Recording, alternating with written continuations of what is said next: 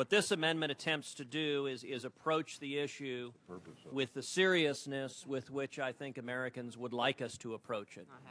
And it has a number of elements. One is to focus in a very significant part on the inputs. Measuring outputs has proven difficult, but the inputs we certainly can measure. So what this bill would do is, first of all, triple the number of Border Patrol agents on the southern border. There are right now roughly 21,000. It would take it to over 60,000 Border Patrol agents on the ground, boots on the ground, in my judgment, are the most effective method of securing the border. Additionally, this amendment would quadruple the cameras, the sensors, the drones, helicopters, and technology and infrastructure as appropriate on the border to actually accomplish the goal of securing the border. Right now, GAO estimates that we're apprehending roughly 60% of illegal border crossings, which means 40% are not being apprehended. And with boots on the ground, combined with technology, we can and should do much, much better.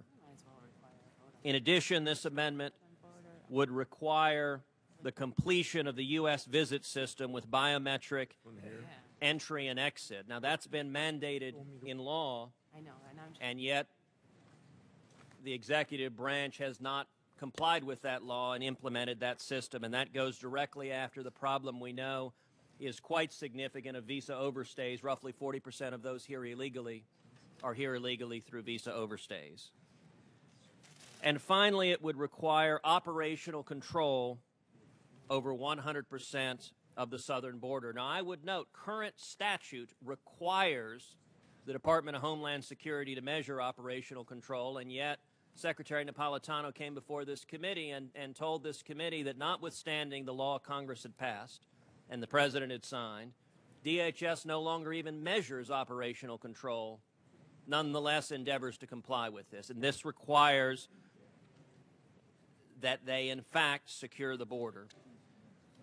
The final piece of this is giving real teeth to all of these elements, because we have seen this problem over and over again, whether it is with respect to operational control or the U.S. visit system, of the administration ignoring requirements in statute. And what this does is it puts teeth to these requirements.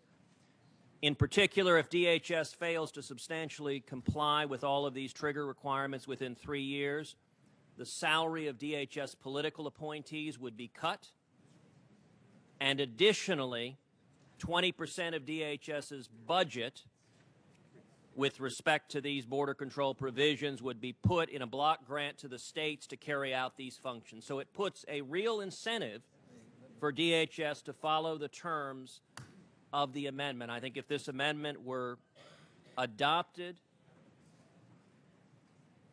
it would go a long, long way to solving the problem of illegal immigration and securing the border. And I think it would improve this bill in a very substantial respect. Anyone wish to speak on it? Mr. Chairman, Senator Sessions. Senator Cruz's amendment goes right to the heart of this matter. And I would say to my colleagues who've worked hard on the legislation, there are several fatal flaws in the bill that I believe will cause it not to become law, and he fixes two of them. One of them is the entry-exit system. Current law requires a complete entry-exit visa system, biometric, which requires at least a photograph and maybe a fingerprint, but at least a photograph, and that's never been complied with. That's the current law. The mark before us, the bill before us, says we only have to have a biographic, which is a Social Security number or name type identification, not biometric. And the bill before us does not require an exit system at the land borders. So GAO has concluded this won't work. GAO's concluded that what this law would say does not create an effective system, because a person, you don't know if they exited at a land border, even if they flew in to an airport somewhere and were clocked in. So it makes it virtually impossible to identify who overstayed. And if we're going to have lawfulness in the system and 40% of the people are overstays, then we need to be able to enforce that. And it's going to need some requirement on that. And then secondly, the triggers in the legislation, my colleagues, do not work. They do not have teeth. They do not give us any confidence that the promises made for enforcement at the border will ever occur. And Senator Cruz has got a multiple number of ways to end that. So I'm going to support his amendment. We might could do it for less than he says, frankly, but this would fix it. And I want to make the point to my colleagues, you can say I've got an entry-exit visa system if you desire, and I guess you have one, but it's less strong than current law, and that one has never worked. You can say we've got firm enforcement at the border, the toughest ever, whereas the standards, the metrics that are utilized at the border have been reduced and aren't as strong as current law, and will create nothing more than a flow of illegal immigrants in areas that are not given attention primarily in legislation. So I thank the senator from Texas. He obviously is familiar with the challenges. He's probably talked to a lot of constituents, and I think the people in the United States share the view that we can fix the illegality at the border. We really can. We can virtually eliminate it with the will to do so, and this amendment puts us on that path. Senator Flake. I appreciate the gentleman from bringing it forward. We recognize that we need additional resources on the border. That's why we provide in the base bill a lot of additional resources. But let me just give you some idea of what's being talked about here. We add in the legislation 3,500 new customs agents. That's at a cost of about $6 billion, 3,500. What we're talking about here is tripling Border Patrol. Currently at about 21,000, take it to 60, so 40,000 new agents. We're talking $30–40 billion to do that. That's a substantial sum. It would take a lot of time. The Border Patrol says it would take at least 10 years to hire, to contract, and to deploy these resources. 10 years. This says that you can't adjust anybody to RPI status until this has been achieved. So you're talking another 10 years before we can bring anybody out of the shadows and deal with that problem that we have.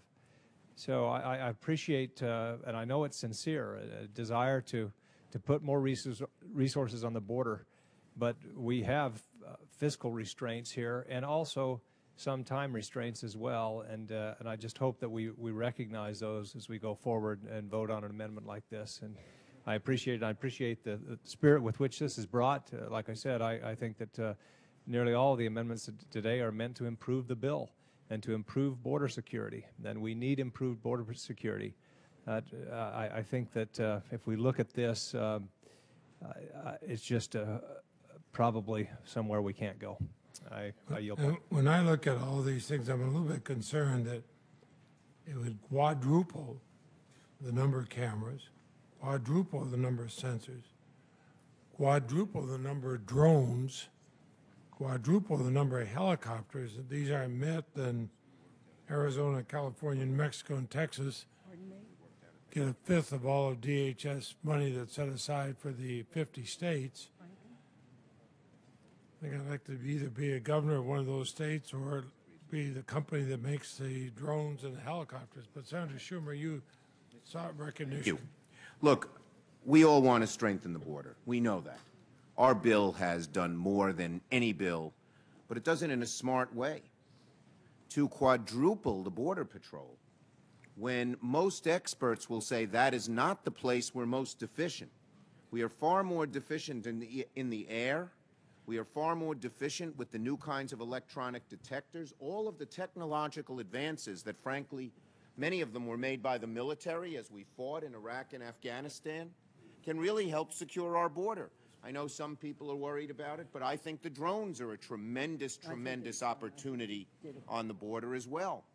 And so to simply say for us to dictate, when we are not the experts, to quadruple Border Patrol is, in my opinion, something, you know, that you might accuse me of, throwing money at a problem without really knowing what its effect would be. And so I understand the intent of the amendment. We certainly say that if the way we have proposed, which is relying on the expertise and knowledge that, as I said, has moved us from 68 to 82% effectiveness in 3 years, doesn't work, we turn it over to some people in the states and give them ample resources. But I would say, and by the way, where are we going to pay for this? Find it somewhere else in the federal government. That's not fiscally responsible, in my opinion. That's going to make sure we don't pay for it. I've seen amendments like that come up through my years, and you don't pay for it. So where we're making a real effort to keep the deficit down and to keep this proposal fiscally neutral, the alternative would blow a hole in it by saying increase things by $60 billion and find it somewhere. At least there ought to be a responsibility of delineating what you want to cut and where. We might disagree with it, but to do that. So I appreciate the intent, and I am a border state, but a northern border state, which there are different problems. And I very much want to see this border shut down. I dislike illegal immigration. I have since I started on this. Senator Graham can tell you. Took a lot of flack from some of my people on the left for calling people illegal immigrants, for saying we need it. My office was picketed a few weeks ago because I'm paying attention to the border. So I certainly want to do all this. But let's do it in a smart way. Let's do it in a way that's cost effective. Let's do it in a way that doesn't blow a hole in our budget. And let the experts decide. If they need 30 drones instead of 10,000 new people on the border, let them decide. So I think that this amendment, as well intended as it is, and I believe it is, and with the same goal that just about every one of us in this bill has, regardless of our party and ideology, doesn't really do the job, and in fact would waste money. And one more point, which Jeff Flake made. This would mean that RPIs couldn't become legalized for a long time, even longer in terms of people becoming citizens.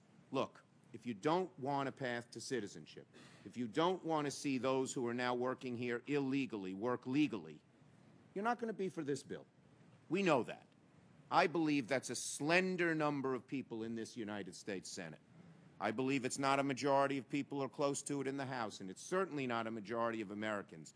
But if that's how it is, that's how it is. This amendment is not going to solve that problem.